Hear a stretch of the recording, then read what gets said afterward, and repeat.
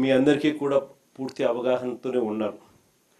కానీ మరొకసారి ఈ అంశానికి ఉన్న సీరియస్నెస్ను మనసులో పెట్టుకొని ఈ అంశం ఎందుకు అంత సీరియస్గా మీరు తీసుకోవాలి అని మీ అందరికీ కూడా కొన్ని ఎగ్జాంపుల్స్ మాత్రమే చెప్తాను. ఎందుకనంటే ఈ ఎగ్జాంపుల్స్ తెలుసున్నప్పుడు దీని సీరియస్నెస్ ఎంతటిది అని మీ అందరికీ కూడా అర్థమవుతుంది. ఇటీవల మీరంతా కూడా వెస్ట్ బెంగాల్, తమిళనాడు ఎలక్షన్స్ మీరంతా కూడా చూసే ఉంటారు. మన వెస్ట్ బెంగాల్లో మమతా బెనర్జీ గారు అయితేనేమి, తమిళనాడులో స్టాలిన్ గారి ఎన్నికలు అయితేనేమి మీరంతా కూడా గమనించే ఉంటారు. ఈ వెస్ట్ బెంగాల్, తమిళనాడు రాష్ట్రాలను ఒకసారి చూస్తే వెస్ట్ బెంగాల్లో 91 లక్షలు అంటే 11.9% ఓట్లు తీసేసినారు. వెస్ట్ బెంగాల్లో 91 లక్షల ఓట్లు తీసేయడం జరిగింది ఎస్ఐఆర్ సర్వే ద్వారా. తమిళనాడులో 74 లక్షల ఓట్లు తీసేయడం జరిగింది ఈ ఎస్ఐఆర్ సర్వేల ద్వారా. మమతా బెనర్జీ పోటీ చేసిన భవానీపూర్ అనే నియోజకవర్గం, ఇది మీ అందరికీ తెలిసి ఉండాలి. మమతా బెనర్జీ పోటీ చేసిన భవానీపూర్ అనే నియోజకవర్గంలో 45,982 ఓట్లు తొలగిస్తే 15,000తో మమతా బెనర్జీ ఓడిపోయింది. ప్రతి ఒక్కరూ జ్ఞాపకం పెట్టుకోమని చెప్తా ఉన్నా ఈ మాట.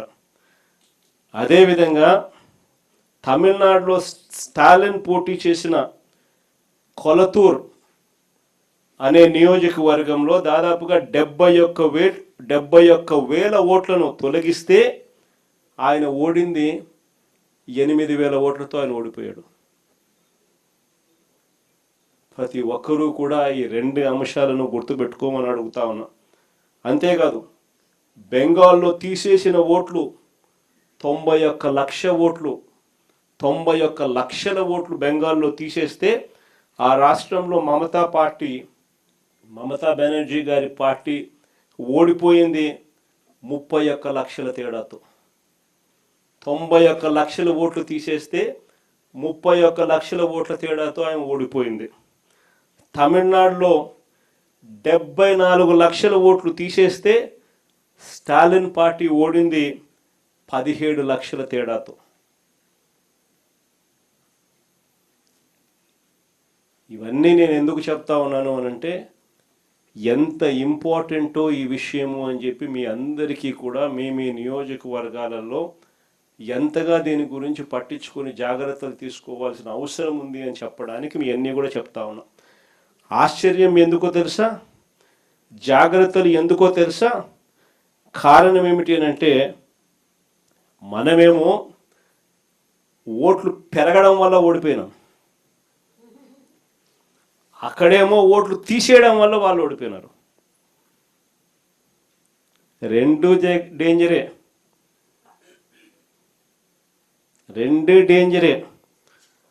కుప్పంలో టీడీపీ బోగస్ ఓట్లు ఎన్నో తెలుసా? 20,000 పైచిలుకు. ఒకే పేరు 5 సార్లు 10 సార్లు కనిపిస్తుంది. లిస్టులో ఆ పేరు కనిపించిన ప్రతిసారి కూడా తండ్రి పేరు చూసినా లేక భర్త పేరు చూసినా సేమ్ ఉంటాయి. ఇది కుప్పంలో మనకు కనిపిస్తూ ఉన్నా, మన కళ్ళ ఎదుటే కనిపిస్తూ ఉన్న హిస్టరీ అండ్ మిస్టరీ 2 కూడా ఇక్కడే కనిపిస్తాయి.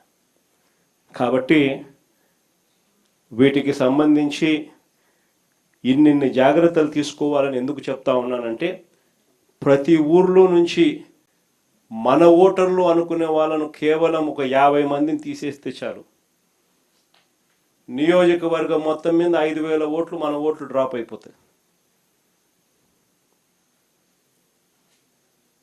కాబట్టి ప్రతి ఊర్లో కూడా ఆ పరిస్థితి రాకుండా జాగ్రత్తలు తీసుకోవాల్సిన అవసరం ఎంత ఉంది అని చెప్పడానికి మీ అందరికీ కూడా ఈ కొన్ని ఎగ్జాంపుల్స్ చెప్పడం జరిగింది. దీనికి సంబంధించి కొంచెం బోరింగ్ టాపిక్ మాదిరి అనిపించినా కూడా ఒక 20 నిమిషాలు కన్నబాబు అన్న మీ అందరికీ కూడా కొంచెం ఓరియంటేషన్ ఇస్తాడు. కొన్ని ఎలాంటి జాగ్రత్తలు తీసుకోవాలి, ఎలాంటి సూచనల మీద ఎక్కువ మనం కూడా ధ్యాస పెట్టాలి అన్న విషయాలు నేనే చెప్దాం అనుకున్నా. మరీ ఇంకా ట్యూషన్ చెప్పినట్టు అవుతుందేమో, ప్రొఫెసర్ మాదిరి చెప్పినట్టు అవుతుందేమో, నేను చెప్పడం బాగుండదు లేదా కన్నబాబున నువ్వు కానీ చేసి అని చెప్పి అనుమానం చెప్తాను.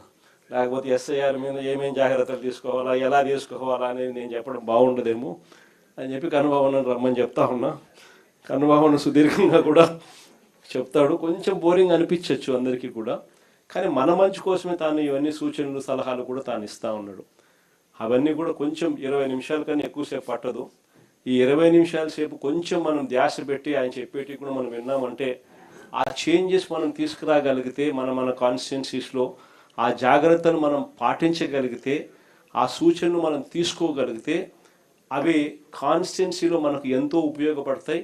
మన ఓట్లు ఎవరు తీసేయకుండా మన వాళ్ళ ఓట్లను మనం ప్రొటెక్ట్ చేసుకోగలుగుతాం. అది చాలా అవసరము అని చెప్పి అందరం కూడా భావించే ఈ మేరకు ఎక్సర్సైజ్ చేసి మీ దృష్టికి ఇవన్నీ కూడా తీసుకొని రావడం జరుగుతూ ఉంది. కాబట్టి ఒక 20 నిమిషాలు కొంచెం బోరింగ్ అనిపించినా కూడా